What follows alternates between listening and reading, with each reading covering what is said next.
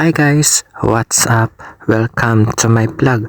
My name is Jeff. For today's video, meron tayong masarap na ulam para sa ating dinner. Magluluto tayo ng napakasarap, very healthy, sinigang na manok with fresh, maraming gulay. And gumawa pa tayo ng ating healthy apple tea para sa ating hot drinks at nilagyan pa natin ito ng dates. Lutuin natin ang ating sinigang na manok, hugasan ng ating slice of chicken, hugasan natin ng maigi.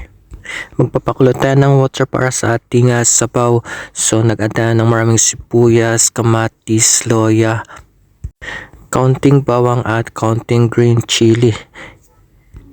Yung ating lemongrass and salt and pepper to taste. Antayin lang natin na lumabas ang kanyang aroma.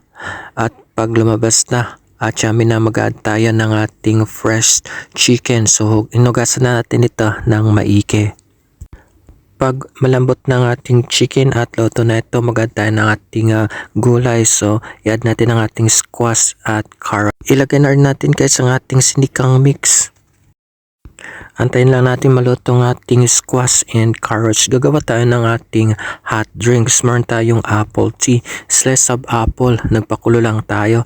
Nagad tayo ng ating 5 pirasong cloves. Nagad pa tayo ng ating tea seeds. Konti lang lalagay natin guys kasi strong tea siya. At naglagay pa tayo ng ating dates para matamis ito. So yung ating apple tea. At pag naluto ng ating gulay, so yung ating squash and the carrots, i-add natin ang ating lettuce at yung green leafy vegetable na yan. Napakasarap yan guys. Very healthy talaga ang ating sinigang na chicken. And antay lang natin maluto ang ating mga fresh gulay. And i-turn off na natin ang ating apoy para hindi ma-overcook ang ating nilagay na mga gulay. Mag-ready tayo ng lagayan at i-transfer natin ng ating masarap na sinigang na chicken. Kain tayo guys, food is ready for masarap na dinner.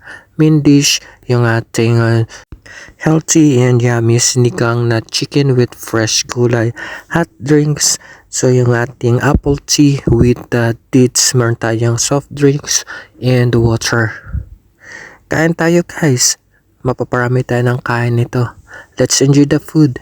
And guys, please don't forget to follow, like, comment, and share. And you can also subscribe too. Thank you so much for watching and I'll see you guys in my next vlog. Bye bye. Ingat po.